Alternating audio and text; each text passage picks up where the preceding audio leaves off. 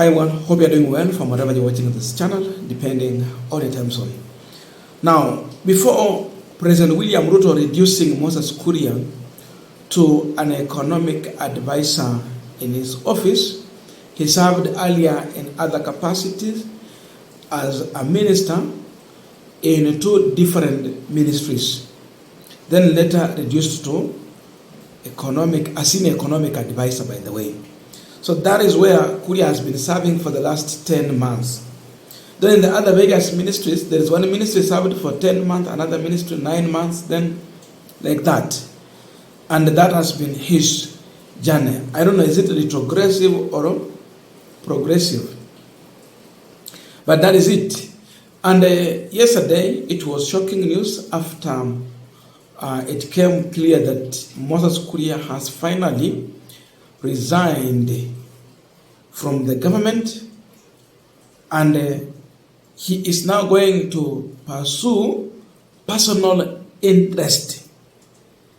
Then the president has graciously accepted Moses Kuria's resignation. And let me quote this. The president has graciously accepted my decision to resign from government. I thank President Ruto for the opportunity to serve as CS for Investment, Trade and Industry for 11 months, Public Service Delivery and Performance Management for 9 months, and a Senior Economic Advisor for the last 10 months.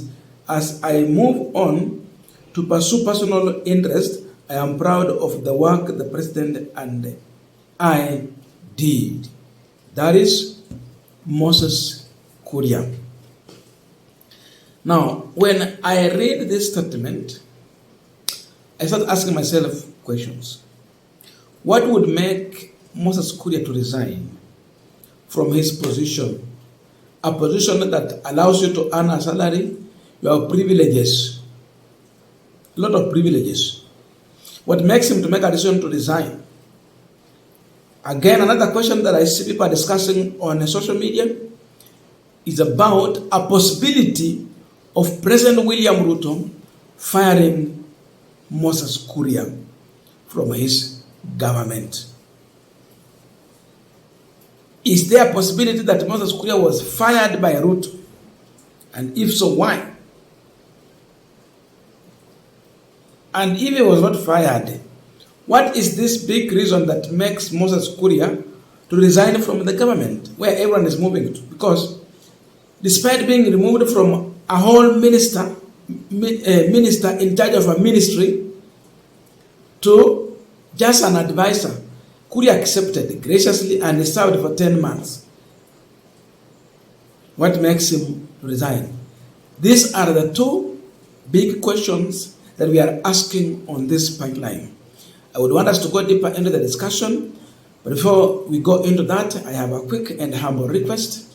For those who are watching this channel and you have not yet subscribed, please consider subscribing. To our returning subscribers, I must say thank you so much. And again, to all our viewers, please give this video a thumbs up.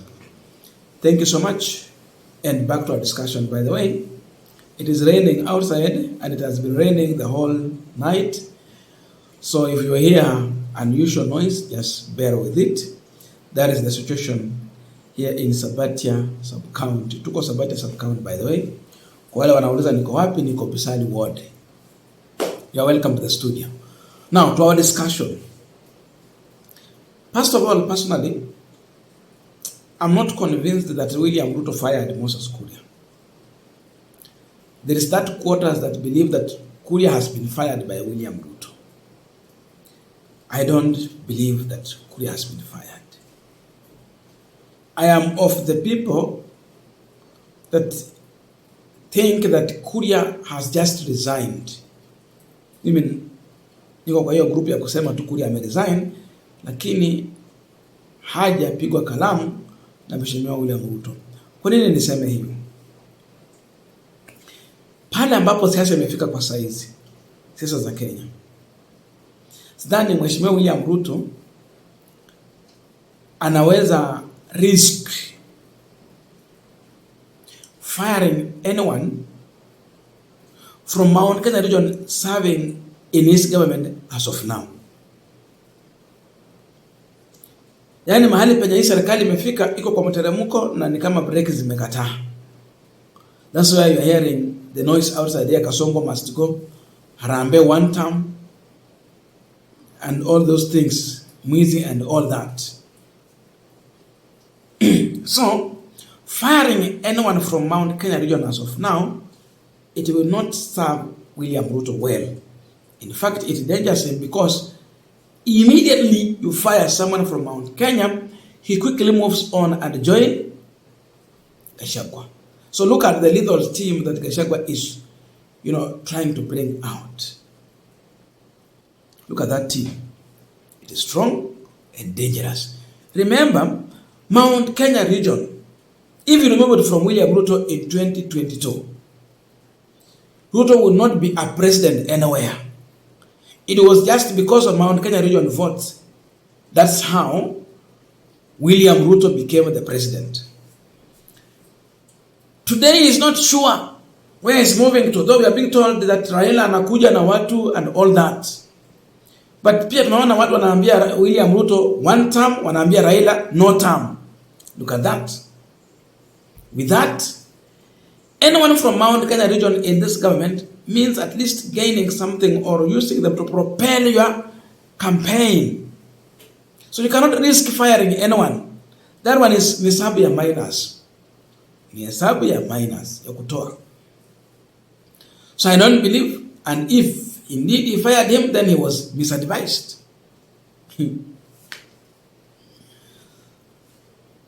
I am convinced that Kuria just resigned, and there is something I said, that I move on to pursue a personal interest. What is this personal interest that has made Moses Kuria to refuse enjoying government privileges and resigns to go and pursue personal interest? Nigani hii? Kuria is a politician.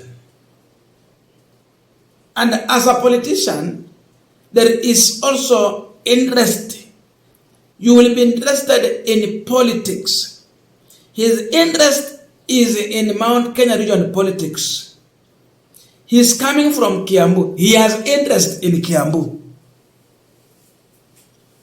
So Kuria has discovered that for him to successfully pursue his own personal interest, he must first of all deassociate himself from William Ruto. So I am saying that in my view, Kuria has literally dumped William Ruto for regarding Gachagwa. Kuria was interested in becoming the governor in his home county, but he lost. He had a party, Chama cha Kazi. Kuria might also be interested in again attempting second term or going for the senatorial seat in Kiambu. Will UDA party serve Kuria's interest? The answer is no. Remember when Ruto appointed Kuria, he quickly dissolved his political party, Chama cha Kazi. So he don't have a vehicle, no umbrella. Kukinyesha unakimbia ndani ya umbrella. Hana mavuli ya kukimbia ndani kukinyesha. Then we have Kimani Wamatangi, who was elected on UDA ticket, and he might stand to defend the seat on UDA ticket. So Kuria goes on to join DCP party, possibly to challenge Kimani Wamatangi on the ballot in 2027. There is that calculative move. So he has done his political calculation. He is convinced that the best way to do it is to reject a man whom largely the people of Mount Kenya region are saying no and one term. That might be the thinking behind Kuria's resignation. Of course, there can be a possibility of firing Kuria, but it comes with the consequences that are, not good for William Ruto. And if then he fired Kuria, probably maybe Kuria is leaking out information to Rigathi Gachagwa, and is not comfortable with that, though I don't think that really that can be the big reason behind this. I don't know your views. So please let us meet in the comment section to continue with this discussion. Thank you so much, and see you in our next video. But please, if you have reached this far and you have not yet subscribed, kindly remember to subscribe. By subscribing, you are supporting our channel. Remember to like our video. When you like, you are supporting us. Remember to drop your comment. When you comment, you are helping us to build Stureh Punchline. And then the biggest one, share our video. When you share, you are now exposing us to a bigger audience. Kindly help us. Thank you so much, and see you in our next video.